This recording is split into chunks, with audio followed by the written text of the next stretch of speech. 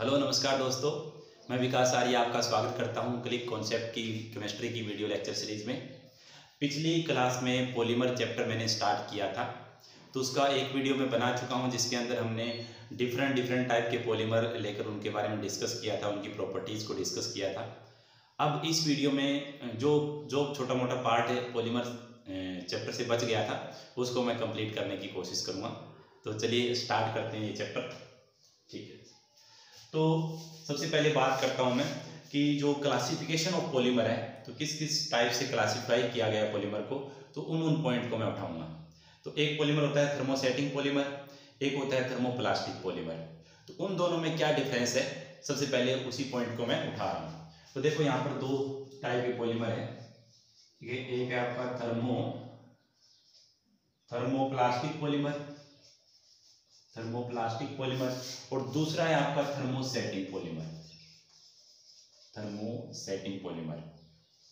ठीक है, तो इन दोनों में क्या डिफरेंस है, सबसे पहले उसको हम कवर करेंगे। तो जो थर्मोप्लास्टिक पॉलीमर होता है, इसमें क्या होता है कि जैसे मान लो हमने कोई भी प्लास्टिक को यूज में लिया, यूज में लेने के बाद उसको हम दोबारा अगर काम में ले सकते हैं, दोबारा किसी और में कन्वर्ट कर सकते हैं, तो वो सारे थर्मोप्लास्टिक के अंदर आएंगे। लेकिन जिसका एक ही बार यूज कर सकते हैं, बार बार उसको रीशेप या रीमोल्ड नहीं कर सकते, वो सारे थर्मोसेटिंग में आएंगे। मतलब एक बार ये सेट हो गए तो दोबारा उनका यूज नहीं किया जा सकता। एक बार अगर उनको काम में ले लिया तो उसका रीयूज हम नहीं कर सकते, उसको थर्मोसेटिंग पॉलीमर में हम रखेंगे। तो वन बाय वन जितने भी पॉइंट है इसके मैं लिख रहा हूँ, उसको डिस्कस कर रहा हूँ। तो पहला है कि जब भी हीट करेंगे, ऑन हीटिंग क्या होगा कि थर्मोप्लास्टिक को जब भी हीट करूंगा तो वो सॉफ्ट हो जाएगा। वो क्या हो जाएगा, सॉफ्ट हो जाएगा या मेल्ट हो जाएगा, पिघल जाएगा। या तो सॉफ्ट हो जाएगा, वो क्या हो जाएगा, मेल्ट हो जाएगा। इसी प्रकार अगर मैं उसको ठंडा करूंगा, ऑन कूलिंग अगर मैं उसको ठंडा करूंगा तो वो क्या हो जाएगा, वापस हार्ड हो जाएगा। ठंडा करने पर वापस क्या हो जाएगा, हार्ड हो जाएगा। जैसे नॉर्मल आप प्लास्टिक वगैरह देखते हो, सेम प्रॉपर्टी है, हीट करने पर सॉफ्ट हो जाते हैं और कूल करने पर वो हार्ड हो जाते हैं। मतलब एक तरह से क्या हो गया, ये प्रोसेस क्या हो गया, ये रिवर्सिबल प्रोसेस है आपका। ये जो थर्मोप्लास्टिक पॉलीमर है ये रिवर्सिबल प्रोसेस को फॉलो करते हैं। लेकिन दूसरी तरफ अगर मैं बात करूं थर्मोसेटिंग पॉलीमर की, तो इसको अगर मैं गर्म करूंगा तो ये सॉफ्ट होने के बजाय क्या हो जाएंगे आपके, ये आपके हार्ड हो जाते हैं, बिकमिंग हार्ड हो जाते हैं। और वापस ठंडा करने पर ये वापस मतलब अपनी पहले वाली शेप में नहीं आ पाते। इसलिए ये जो प्रोसेस होता है ये इरिवर्सिबल प्रोसेस होता है, इनका। ठीक है, पहला डिफरेंस तो यही है कि थर्मोप्लास्टिक पॉलीमर को हीट करने पर वो सॉफ्ट हो जाते हैं और वापस से ठंडा करने पर वो क्या हो जाते हैं, हार्ड हो जाते हैं। और इनका जो प्रोसेस होता है ये वाला, ये रिवर्सिबल प्रोसेस होता है। जबकि थर्मोसेटिक प्लास्टिक के अंदर उसको हीट करेंगे तो वो हार्ड हो जाएंगे और वापस उसको हम पहले वाली पोजीशन में नहीं ला पाएंगे। तो एक तरह से ये कौन सा प्रोसेस हो गया, इरिवर्सिबल प्रोसेस हो गया दोस्तों। ठीक है, तो पहला डिफरेंस तो बड़ा डिफरेंस तो यही हो गया आपका। आगे के पॉइंट में डिस्कस कर रहा हूँ। इसके अलावा ये जो पॉलीमर होते हैं थर्मोप्लास्टिक पॉलीमर, उसको हम क्या कर सकते हैं, मोल्ड कर सकते हैं, मोल्डेड कर सकते हैं। मतलब किसी भी शेप के अंदर उसको कन्वर्ट कर सकते हैं, मोल्ड कर सकते हैं। एक बार उस मोल्ड करे हुए को बाद में भी रीमोल्ड भी कर सकते हैं, दोबारा उसको रीमोल्ड भी कर सकता हूं मैं, रिमोल्डेड भी कर सकता हूं। इसके अलावा उसको रीशेप भी कर सकता हूं, मतलब किसी दूसरी शेप में मुझे कन्वर्ट करना है तो उसको रीशेप भी किया जा सकता है। जबकि थर्मोसेटिक प्लास्टिक में क्या होगा कि उसको किसी फॉर्म में कन्वर्ट तो किया जा सकता है, एक बार मोल्ड तो कर सकते हैं, लेकिन उसको रीमोल्ड नहीं कर सकते और रीशेप इनको नहीं कर सकते, किसी भी दोबारा किसी भी शेप के अंदर इसको नहीं डाल सकते। तो ये भी मेजर डिफरेंस हो गया आपका थर्मोप्लास्टिक और थर्मोसेटिक पॉलीमर के बीच का। नेक्स्ट अगर मैं बात करूं तो ये जो थर्मोप्लास्टिक पॉलीमर होते हैं ये चेन ग्रोथ कैटेगरी में आते हैं। चेन ग्रोथ हमने पिछली क्लास में बताया था, एक चेन ग्रोथ होती है, एक स्टेप ग्रोथ होती है। तो चेन ग्रोथ में क्या होते हैं कि सिंपल पॉलीमर है, जैसे CH2 डबल बॉन्ड CH2 है, तो ये इसका पॉलीमराइजेशन करूंगा तो CH2 बहुत सारी यूनिट इसकी जुड़कर ऐसे पॉलीमर बना लेती है। मतलब डबल बॉन्ड हटकर यहाँ पर फ्री रेडिकल बन जाएगा और फ्री रेडिकल मैकेनिज्म के थ्रू ये कंपाउंड मतलब पॉलीमर बन जाता है। ठीक है, तो जिसमें free radical cationic anionic mechanism के थ्रू मोनोमर से पॉलीमर बनते हैं, उसको बोलते हैं चेन ग्रोथ पॉलीमर। ठीक है, तो ये चेन ग्रोथ पॉलीमर शो करते हैं, चेन ग्रोथ पॉलीमर होते हैं। इसके अलावा यहाँ पर इसको एक और नाम दिया गया है, एडिशन पॉलीमर। चेन ग्रोथ का ही टाइप है, मतलब चेन ग्रोथ को ही एडिशन पॉलीमर बोल सकते हैं, मतलब सिंपली ऐड हो रहे हैं, इसकी एक यूनिट, इसकी ढेर सारी यूनिट आपस में ऐड होकर एक नया पॉलीमर बना रही है, दैट इज थर्मोप्लास्टिक पॉलीमर। लेकिन थर्मोसेटिक पॉलीमर की बात करूं तो ये क्या होते हैं, स्टेप ग्रोथ होते हैं, स्टेप ग्रोथ पॉलीमर होते हैं। स्टेप ग्रोथ पॉलीमर में दोस्तों क्या होता है कि दो पॉलीमर अगर आपस में कंबाइन होंगे तो या तो उससे वाटर निकलेगा या अल्कोहल निकलेगा, तब जाके नया पॉलीमर आपका बनेगा, that is step growth polymer. तो स्टेप ग्रोथ पॉलीमर को यहाँ पर एक नया नाम भी दे सकता हूं मैं, कंडेंसेशन पॉलीमर, कंडेंसेशन पॉलीमर। तो ये कंडेंसेशन टाइप पॉलीमर होते हैं, एक तरह से ये एडिशन पॉलीमर होते हैं। ये कौन से होते हैं, ये कंडेंसेशन पॉलीमर होते हैं, ये पॉइंट आपको याद रखना है। एडिशन में सिंपल एडिशन होता है, कंडेंसेशन में क्या होगा कि दो पॉलीमर या बहुत सारे पॉलीमर आपस में कंबाइन होंगे तो उससे या तो वाटर मॉलिक्यूल निकलेगा या अल्कोहल निकलेगा, तब जाके नया आपका पॉलीमर बनेगा, दैट इज कंडेंसेशन पॉलीमर। तो ये थर्मोसेटिक जो पॉलीमर होते हैं ये कंडेंसेशन पॉलीमर की पार्ट होते हैं। इसके अलावा अगर मैं बात करूं तो ये लीनियर पॉलीमर होते हैं, लीनियर पॉलीमर होते हैं। ठीक है, लीनियर स्ट्रक्चर होती है, लीनियर पॉलीमर बोलूं या लीनियर स्ट्रक्चर होती है, ऐसे लंबी चेन चलती जाएगी। ठीक है, लीनियर पॉलीमर। लेकिन अगर इनकी बात करूं थर्मोसेटिक पॉलीमर की तो ये लीनियर नहीं होते, ये क्रॉस लिंक्ड होते हैं, क्रॉस लिंक पॉलीमर होते हैं, क्रॉस लिंक पॉलीमर होते हैं आपके। ठीक है, क्रॉस लिंक पॉलीमर क्या होते हैं, जैसे ये पॉलीमर चल रहा है, एक दूसरा पॉलीमर चल रहा है, तो एक तीसरा पॉलीमर चल रहा है। ठीक है, ये आपस में एक दूसरे से जुड़े रहते हैं, ऐसे आगे बढ़ते रहते हैं, इसको क्रॉस लिंक पॉलीमर बोलते हैं। लीनियर पॉलीमर जो एकदम सीधी स्ट्रक्चर होती है, किसी से भी कंबाइन नहीं होती, जिसकी ब्रांचिंग ज़्यादा नहीं होती, वो लीनियर स्ट्रक्चर रहती है, और ये क्रॉस लिंक स्ट्रक्चर है आपकी। ठीक है, तो ये जो थर्मोसेटिक पॉलीमर होते हैं क्रॉस लिंक होते हैं। अगर इनको गर्म कर देंगे तो एक बार इनके बॉन्ड अगर टूट गए तो वापिस वो बॉन्ड वैसे नहीं बनेंगे, इसलिए इरिवर्सिबल प्रोसेस में आते हैं। ठीक है, एक बार ये अगर किसी प्रकार का बॉन्ड टूट गया तो वापिस ठंडा करने पर वो बॉन्ड नहीं जुड़ेगा, इसलिए इरिवर्सिबल प्रोसेस में कंसिडर किए जाते हैं। ठीक है, अगर एग्जाम्पल की बात करूं कि कौन से पॉलीमर का क्या एग्जाम्पल होगा, तो पिछली क्लास में हमने इसके थर्मोप्लास्टिक के बहुत सारे एग्जाम्पल देखे थे, जैसे पीवीसी हो गया, पॉलीविनाइल क्लोराइड हो गया, ठीक है, पॉलीथीन हो गया। ठीक है, पॉलीथीन इसी कैटेगरी में आता है, टेफ्लॉन हो गया, टेफ्लॉन, पॉलीस्टाइरीन हो गया, पॉलीस्टाइरीन हो गया। तो ये सारे थर्मोसेटिक पॉलीमर के एग्जांपल हैं। इसके अलावा अगर ये थर्मोप्लास्टिक के एग्जांपल है। अगर थर्मोसेटिक पॉलीमर की बात करूं तो इसमें कुछ एक दो स्पेसिफिक एग्जांपल है। एक तो आपका फिनोल फॉर्मेल्डिहाइड, फिनोल फॉर्मेल्डिहाइड। अगला है यूरिया फॉर्मेल्डिहाइड, ठीक है, फिनोल फॉर्मेल्डिहाइड को बेकेलाइट भी बोलते हैं। अगला है यूरिया फॉर्मेल्डिहाइड। तो ये इसके थर्मोसेटिक प्लास्टिक के एग्जाम्पल है। तो आई होप आपको थर्मोप्लास्टिक और थर्मोप्लास्टिक पॉलीमर और थर्मोसेटिक पॉलीमर के बीच में डिफरेंस अच्छे से समझ में आया होगा। ये सारे पॉइंट आप दिमाग में रखना, इससे रिलेटेड कोई भी क्वेश्चन होगा डिफरेंस से रिलेटेड तो आप इन पॉइंट को ध्यान में रख के कर सकते हैं। तो चलिए दोस्तों आगे बढ़ते हैं हम, ये अगर आपने उतार लिया हो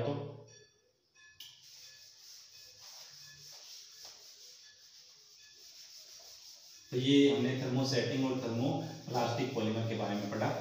आगे कुछ एक दो पॉइंट है उनको उठाता हूं मैं। जैसे हमारा,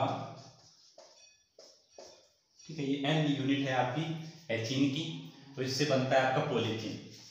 एथीन का पॉलीमराइजेशन होकर आपका क्या बनता है, पॉलीथीन। तो पॉलीथीन दो तरह के पॉलीथीन होते हैं। यहाँ पर दो तरह के पॉलीथीन बनेंगे।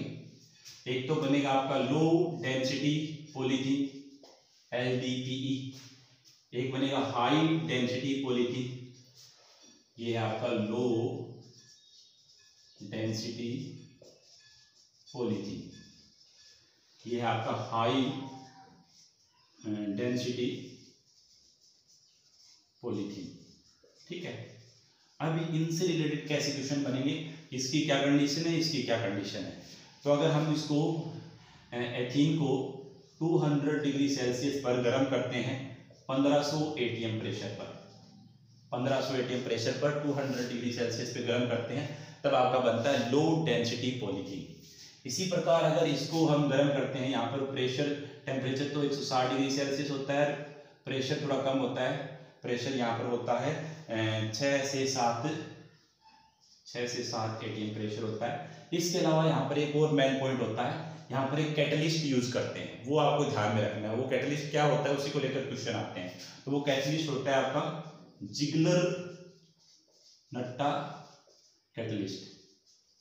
जिगलर-नट्टा कैटलिस्ट हम यूज करते हैं अगर एथीन के साथ जिगलर-नट्टा कैटलिस्ट और ये कंडीशन देंगे तो आपका हाई डेंसिटी पॉलीमर आपका बनेगा। तो हाई डेंसिटी पॉलीमर बनाने के लिए जिगलर-नट्टा कैटलिस्ट हम काम में लेते हैं। अब देखो जिगलर-नट्टा कैटलिस्ट क्या होता है, ये होता है R3Al + TiCl4।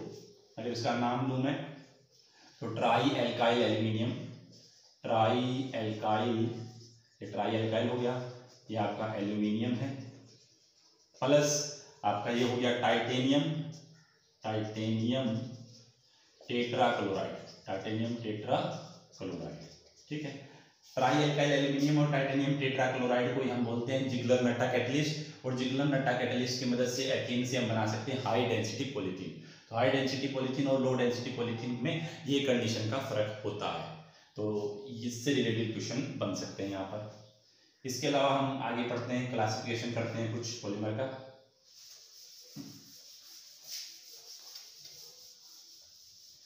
तो यहाँ पर मैं क्लासिफिकेशन ले रहा हूँ कि पॉलीमर का मैं क्लासिफिकेशन करूँगा यहाँ पर, क्लासिफिकेशन बेस्ड ऑन ओरिजिन या सोर्स में ले रहा हूँ कि जहाँ से ये बनते हैं, कहाँ से ये बनते हैं पॉलीमर, वहाँ उसके बेस का मैं क्लासिफिकेशन करूँगा। क्लासिफिकेशन बेस्ड ऑन ओरिजिन या क्लासिफिकेशन बेस्ड ऑन सोर्स, ठीक है, उसका क्लासिफिकेशन करते हैं। तो यहाँ पर हम 3 पार्ट में इसको बांट सकते हैं। पहला होता है आपका नेचुरल पॉलीमर, ठीक है, नेचुरल पॉलीमर या इसको बायोपॉलीमर भी बोल सकते हैं, नेचुरल पॉलीमर या बायोपॉलीमर।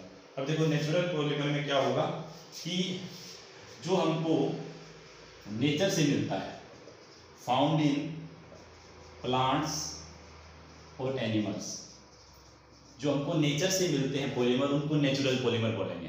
तो नेचर में कहाँ से मिलेंगे, या तो प्लांट के थ्रू मिलेंगे या एनिमल्स या अपनी बॉडी जिनको सेक्रेट करती है वो नेचुरल पॉलीमर में काउंट होंगे। उसको हम नहीं बनाते, नेचर से ही हमको ये सारे पॉलीमर बनते हैं, दैट इज नेचुरल पॉलीमर।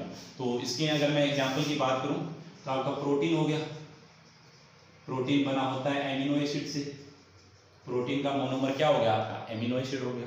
तो प्रोटीन अपनी बॉडी बनाती है, ठीक है, या जो भी हम खाते पीते हैं उसके अंदर प्रोटीन होता है, ठीक है। तो प्रोटीन बना होता है आपका एमिनो एसिड की बहुत सारी चेन मिलकर प्रोटीन बनाती है।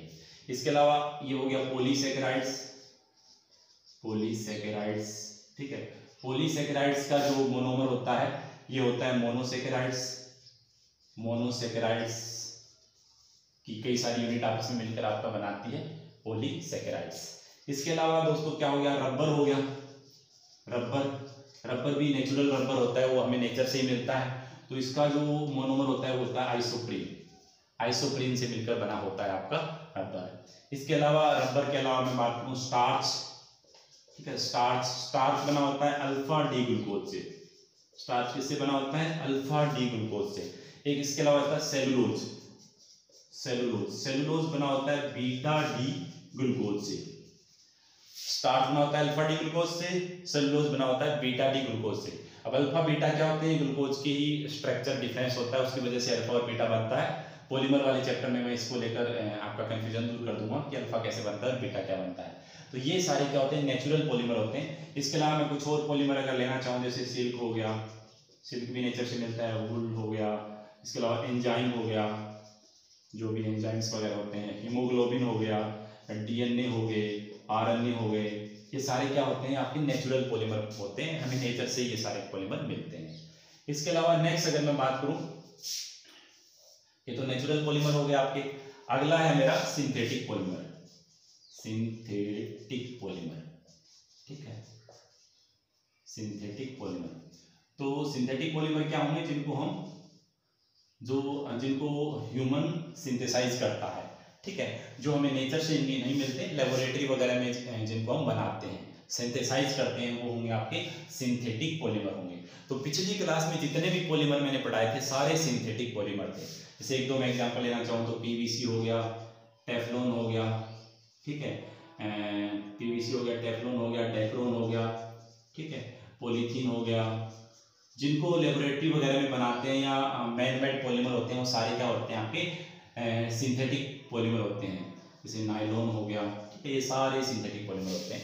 तो अगर आपको नेचुरल पॉलीमर थोड़े दिमाग में रहेंगे तो रिमेनिंग सारे क्या होंगे, सिंथेटिक पॉलीमर होंगे, ऐसे आप ध्यान में रख सकते हैं। और नेचुरल पॉलीमर मेनली ये होते हैं, ठीक है, इनको आप दिमाग में रखना। इसके अलावा एक कैटेगरी और होती है semi synthetic, semi synthetic polymer. Semi synthetic polymer में क्या होता है कि जो सिंथेटिक और नेचुरल पॉलीमर दोनों को अगर आपस में कंबाइन कर दें तब आपका बनता है सेमी सिंथेटिक पॉलीमर बनता है। जैसे नाइट्रोसेलुलोज, नाइट्रोसेलुलोज, जैसे सेलुलोज है आपका नेचुरल पॉलीमर, ठीक है, लेकिन इसमें नाइट्रो ऐड कर दिया, लेबोरेटरी में हमने नाइट्रो के साथ इसकी रिएक्शन वगैरह करा दी, तो ये हो गया सिंथेटिक पॉलीमर। इसके अलावा एक हो गया cellulose, cellulose acetate, cellulose acetate या सेलुलोज जेंथेट भी होता है, जेंथेट, ठीक है, मेनली ये सेलुलोज के बने होते हैं। ये सेमी सिंथेटिक पॉलीमर होते हैं, सेलुलोज को ही कंबाइन करके हम बनाते हैं। तो ये आपके दोस्तों हो गए सेमी सिंथेटिक पॉलीमर।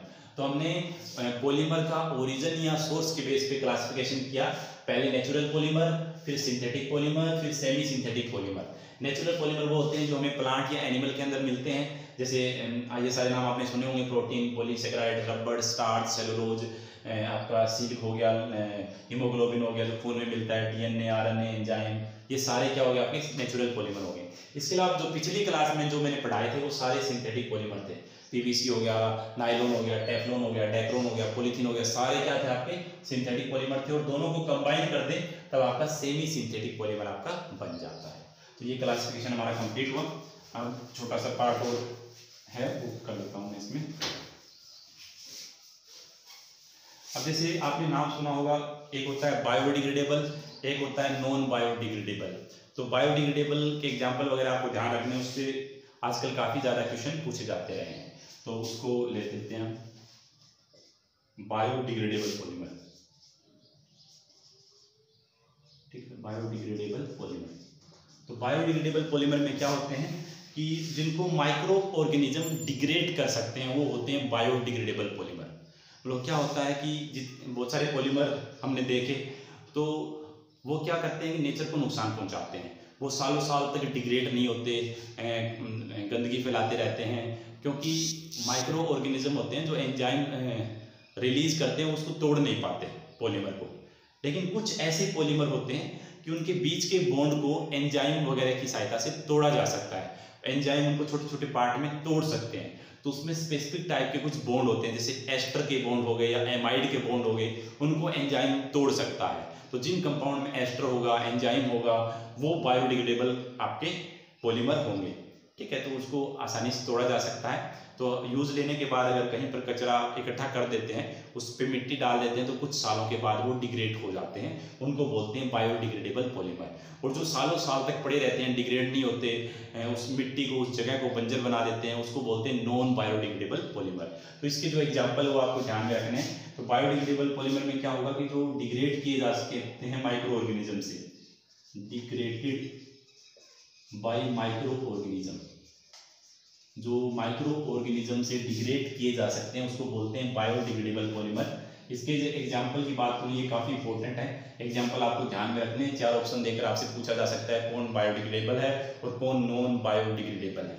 तो पहला एग्जाम्पल है, फेमस एग्जाम्पल है PHBV, PHBV, जिसकी मैं फुल फॉर्म बता देता हूँ कि इसकी फुल फॉर्म होती है poly beta hydroxy, poly beta hydroxy ब्यूट्रेट, poly beta hydroxy ब्यूट्रेट को, बहुत बड़ा नाम है, को बीटा हाइड्रोक्सी, को बीटा हाइड्रोक्सी, और ये वेलेरेट, ये इसका नाम है, पॉली बीटा हाइड्रोक्सी ब्यूट्रेट को बीटा हाइड्रोक्सी वेलेरेट। ये होती है PHBV, ये आपके एनसीईआरटी में लिखी हुई है तो काफ़ी इंपॉर्टेंट बन जाती है, इसलिए PHBV ये बनी होती है 3 हाइड्रोक्सी, एक तो ब्यूटेनोइक एसिड होता है इसमें, ब्यूटेनोइक एसिड प्लस 3 हाइड्रोक्सी एक पेंटेनोइक एसिड होता है इसमें, एक ब्यूटेनोइक एसिड होता है, एक पेंटेनोइक एसिड होता है, इससे ये मिलकर बनी होती है। ठीक है, 3 हाइड्रोक्सी ब्यूटेनोइक एसिड, मेथ ए प्रोब्यूट 4 कार्बन है और यहाँ पर कार्बोक्सिलिक एसिड हो गया, यहाँ पर आपका हाइड्रोक्सी ग्रुप लगा है 1 2 3 पे, एक ये बना है, एक इससे बना है, एक मेथ ए प्रोब्यूटेंट, यहाँ पे कार्बोक्सिलिक एसिड लगा दो और 1 2 3 नंबर पे आपका OH लगा दो। तो इन दोनों को कंबाइन करने से जो आपका पॉलीमर बनता है दैट इज PHBV। इसमें क्या होगा कि यहाँ पर एस्टर बॉन्ड बनेगा इनके बीच में, यहाँ से OH निकलेगा, यहाँ से H निकलेगा और इनके बीच में बॉन्ड बन जाएगा एस्टर बॉन्ड। तो ये बायोडिग्रेडेबल होता है। एस्टर बॉन्ड और एमाइड बॉन्ड को माइक्रो ऑर्गेनिज्म होते हैं वो एंजाइम के थ्रू डिग्रेड कर सकते हैं, इसलिए आपका बायोडिग्रेडेबल पॉलीमर है। इसके अलावा अगर मैं नेक्स्ट एग्जांपल लेना चाहूँ तो नेक्स्ट एग्जांपल होता है इसका पॉलीग्लाइकोलिक एसिड PGA। इसका ये शॉर्ट नाम भी दिया जा सकता है एग्जाम में, ये ध्यान रखना है आपको। थर्ड है आपका polylactic acid PLA। Fourth number पे आपका पॉलीकैप्रोलैक्टोन PCl, पॉलीकैप्रोलैक्टोन। और नेक्स्ट है आपका फिफ्थ नंबर पे नाइलॉन